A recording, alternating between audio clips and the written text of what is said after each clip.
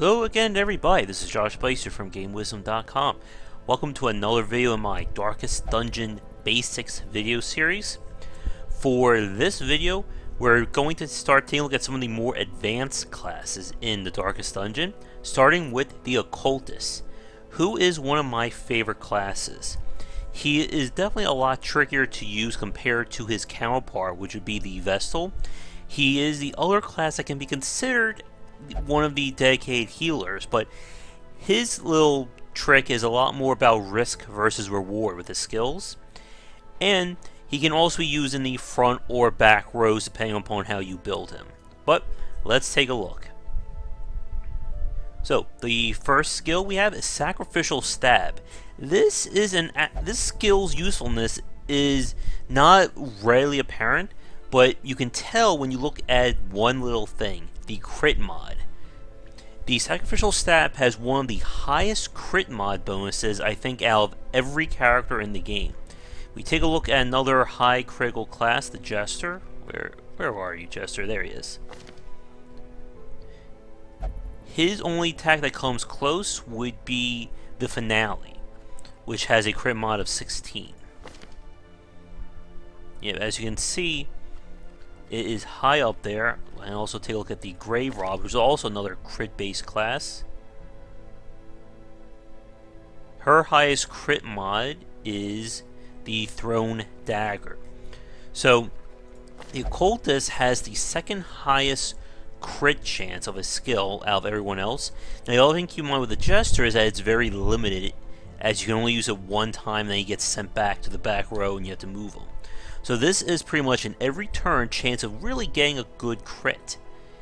He also gets a plus 25% damage against Eldritch creatures, which the Occultist is the anti-Eldritch class of the game. Just like the Crusader and the Vestal or anti-Unholy, he is good against the Eldritch, which you'll find in the Weld, the Cove, and of course the Darkest Dungeon. There's also several bosses who are considered Eldritch as well. Next up, Abyssal Artillery. This is his back row main damage dealer. It's essentially another anti-Eldritch ability.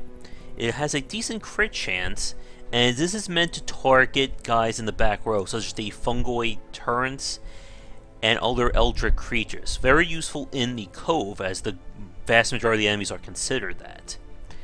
Only weakness, of course, is that it has a negative 25 damage buff otherwise, but it's still a very powerful attack for the back row. And of course, it beats like the Plague Doctors in terms of damage for the back row. Next, Weakening Curse. This is a very important skill, and you're going to find it becomes more and more important when you get to Veteran and Champion level quests. As you can see, it doesn't do much damage, has a okay crit chance, but it's the debuff effect that you should look at. As it goes up in skill, Weakening Curse will lower the damage of whatever enemy it hits, and also it'll have to debuff, so it must get through their resistance. This skill can stack, and it's a huge help when you're dealing with either heavy bosses like the Swine Prince, the Necromancer, or even something like the Sonorous Prophet, or heavy enemies like the Slavering Grugul, the giant troll thing in the well, those types of enemies. The reason that makes it so important is when you can stack it, you can easily take off 80% of the enemy's enemy's damage potential. I'm not sure what the full rank of this is, we haven't gone there just yet. But this has actually saved me in the past, and I'll give you the example of why it's so important. While fighting a Slavering Ghoul on Champion level, I debuffed him twice using the skill to take him to the 74% negative debuff. When he hit me, he critted for 8 on Champion. Now that doesn't happen. If he wasn't debuffed there, that crit will probably have done 25 plus and sent someone to death's door. So you can see how important this is to rendering these enemies a whole lot less threatening. Big targets, bosses are great, or if there's just one enemy left and you want to weaken him so you can get some heals off, these are of course really useful. Doubly so if you have characters who have protection, because protection plus the damage debuff can really just lower the damage viability of these enemies. Now we have the big daddy of the Occultist skill, the one that you're probably going to make use of a lot. That's Word Reconstruction. This is his heal, and it's the strongest heal in the entire game, but it's also the riskiest. As you can see, it has a chance of healing for 0, which is where the risk comes in, and it can cause bleed. So, on a positive end, you could get a crit heal and heal for like 25-30 and completely restore a character's health. On the bad side, you could heal someone on death's door for 0 and cause them bleed at the same time. When you're using the skill, you need to make sure to not use this on characters who have the hemophilia. I believe it's the disease or the quirk that lowers their bleed resist by 50, because then you're just setting them up to get bled. Now remember, resistances count the same when you're using this on a hero as you would on an enemy. So the bleed has a 69 base. So let's say we go to our leper who has a 60% resist, which means if I try to use Word Reconstruction, we have a 9% chance of causing bleed. And of course, as we get higher and higher up, it will show. Now with these lower characters who have less resist, it's riskier to use it. Now as you raise the skill level of the Word Reconstruction, as you can see, it's going to raise the possible damage it can cause with the bleed. Which is why at the lower levels, you don't want to level up too much, but once you get to Veteran and Champion and character resistances are higher, it will be safer to level this up.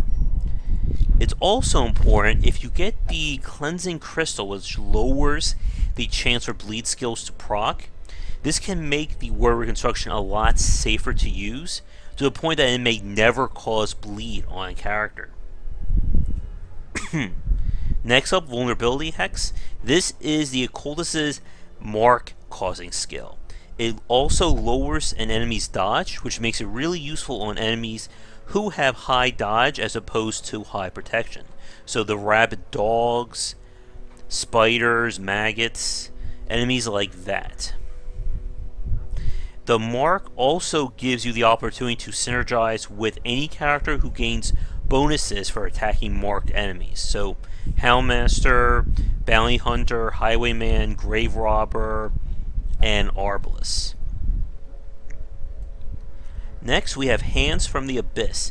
Now this is a skill that I haven't really used, but it seems very interesting to make use of. It's a skill that stuns an enemy, but if you notice, the damage mod is actually the lowest damage penalty for a stun skill of every class in the game. We can look at that quickly. So, Barbaric Yawp has a negative 100 damage mod. Rampart has negative 60, negative 60, negative 75, and it just goes on. So this skill is the, oh wait, and one last one, the Abomination. Again, negative 60. So this skill has the potential to do the most damage out of any other class who has a stun. Now the other part is that it lowers the torch level, which again makes it very risky to use. But if you can pump up the Occultist's damage, you can have a skill that does some very decent damage and still has a chance to get a stun. Last but not least, we have Daemon's Pull. This is his move skill. Has a chance of pulling an enemy 2 spots and will clear any corpses that it runs through. Very useful to pull a back row enemy to the front, such again as the fungoid turrets or those little guys who spit blade out in the weld, as well as weaker enemies along there. Great skill if you need that pull, and again, if you're going to keep them in the back row, you can make use of it pretty effectively. Now, his camp skills are very interesting. Again, they rely on that risk versus reward. These three are of course the same we've talked about in the past. The first one, Abandon Hope, reduces his stress by 25, but will raise the stress of everyone else, either 10 points or 5. Dark Ritual reduces the torchlight to 0, increases stress, but will heal a companion pretty nicely and removes their mortality debuffs, which again, mortality debuffs are what happens if a character gets to death's door. Dark Strength increases his stress by 15 and raises a companion's damage by 20%. Very useful for when you're about to fight a boss, and his stress levels are hopefully low. Lastly, Unspeakable Commune prevents nighttime ambush, but increases stress. Now what's interesting is that this skill causes 1 point less of your camp skills compared to other skills that will prevent a nighttime ambush. Again, we can look at that quickly. Where is it? Yep, by 4, and so on. So again, there's that risk. You can get 1 additional point for camping, which means you could use another skill, but it raises stress levels. Before we talk about the strengths and weaknesses, we'll talk about some good trinkets to make use of. If you get anything that raises heal skills, you can combine this with word reconstruction and pretty much get a skill that can almost fully heal most classes. Again, any trinkets that lower the chance of causing bleed is great for word reconstruction, as well as trinkets that raise debuff chance.